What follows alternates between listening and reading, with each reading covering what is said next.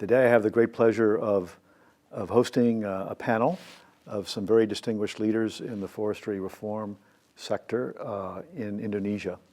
And we'll be talking about factors affecting the devolution of forest rights to communities in Indonesia. I believe you have a goal of devolving 12.7 million hectares of rights by 2019. So that's just 4 years from now. How's it going? What kinds of problems are you facing? What kinds of successes are you having? Thank you. 12.7 million hectares is a huge allocation, and we are preparing the proposed map for 12.7 million hectares, working with CSOs and partners.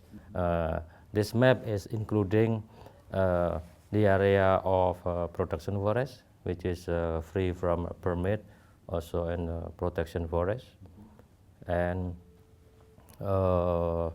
Adat area. It is already included in that map. What's your sort of observation on how the implementation of the program is going? Yeah. First of all, I'd like to give my respect to the Ministry of Environment and Forestry for letting the policy of giving around 10% of forest areas for the people. Even though as Indonesian, as part of Indonesian civil society, for us, it's basically below our expectation because in the process of influencing the midterm development national plan for Jokowi presidency, we actually proposed for around 40 million hectares.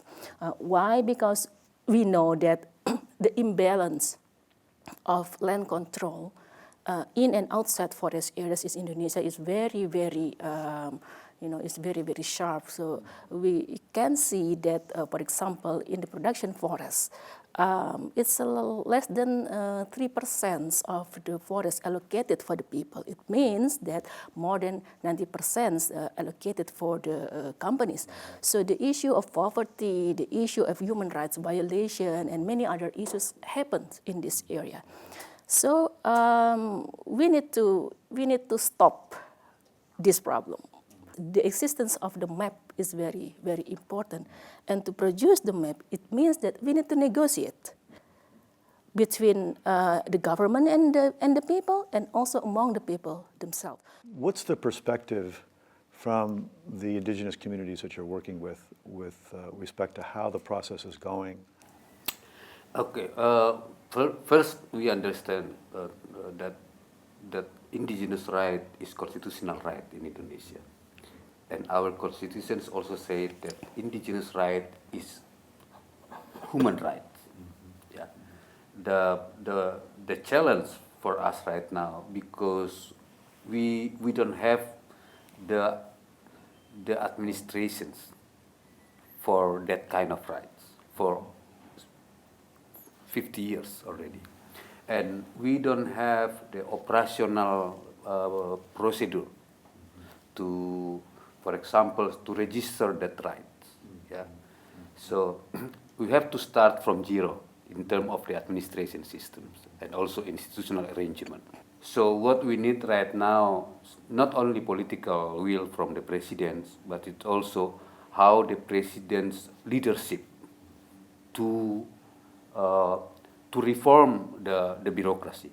For me, for us in AMAN, to produce map clearly, yeah, from the field, it's not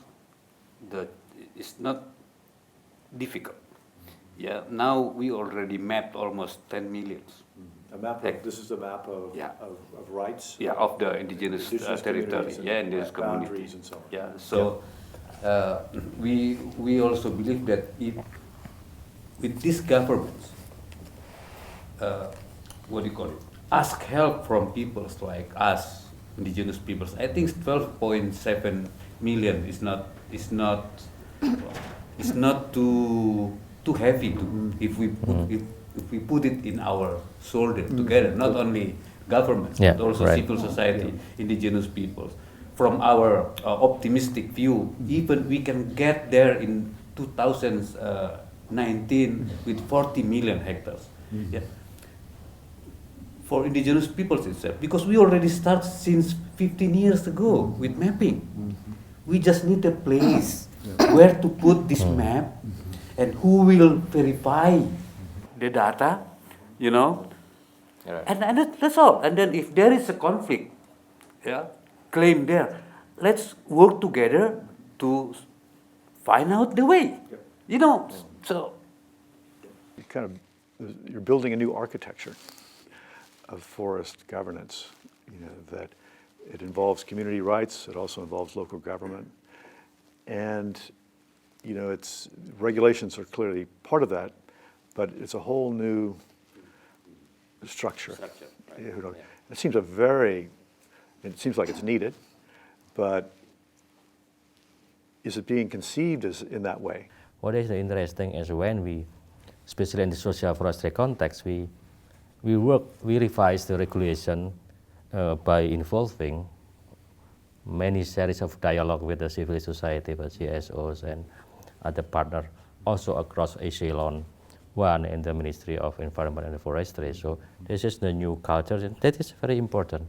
Start from the beginning that we already open. My observation is that this is a giant project actually. Okay. If we talk about the change of the bureaucratic culture, so what I understand in the Ministry of Environment and Forestry is that it has not been a system yet. Means that we have good person, we have champions such as Wiratno and others, but in terms of number, actually, they're very small because there are Minority others. group. They are minority, actually, yes. To be honest, yeah. And there are many officials that still have different views, actually. So the first challenge is how to protect even these minority groups, how to help them to articulate this change adequately. So they have to win over their colleagues. Yes, they have to be the winner in this game, actually. But the other issue is that we do not only deal with the Ministry of Environment and Forestry for achieving the 12.7 million. There are other ministries. For example, Ministry of Agrarian and Spatial Planning, Ministry of Social Affairs, for example, Ministry of Home Affairs. As Abdon said, we cannot wait and we cannot work one by one with them to change. So what we need now is the leadership of the president, because he is the one who set up the target.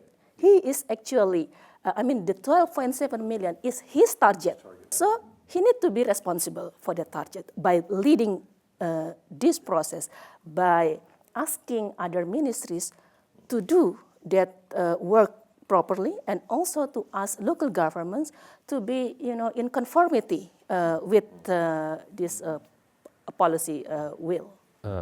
Takes time to bureaucratic reform, but it is not impossible. We will put a presidential decree for proposed area for social forestry, and in the presidential decree there is several ministers included in there as their mandate also, but also governor and the head of district to support the national agenda. It is important to make sure that it is not a political number. 12.7 is really a big number, of course, but it is not the political number. Another challenge is also how to work with the local government, where the social forestry at 12.7 will be implemented. So there is also a challenge to work with them, but there is a hope that there are many provinces that already show their interest, like West Sumatra and South Sulawesi and Nusa Tenggara. They are eager to work with this new policy. This is the policy for their own people. So this is also very interesting progress right now. Yeah. Pak Abdon, what would you add to that? Actually, we are now discussing in AMAN a new strategy from confrontations to engagement. But now this discussion in AMAN to, we call it the share power. Share power, Yeah. sharing. Yeah, power share. So our share visions, now we have it with Nawacita, but how to make it work, we need power. We started with share visions, that Nawacita, 6 point, 6 commitment from the president.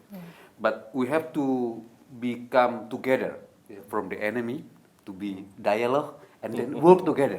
So really working. Share power. Yeah, share power. That in that strategy, that's why we propose to have the presidential task force as the because presidential task force is the instrument for the president to lead the process actually, because we want him to do that because he has the commitment. So we work with the presidential office to put this in rights issue into the core of the political process.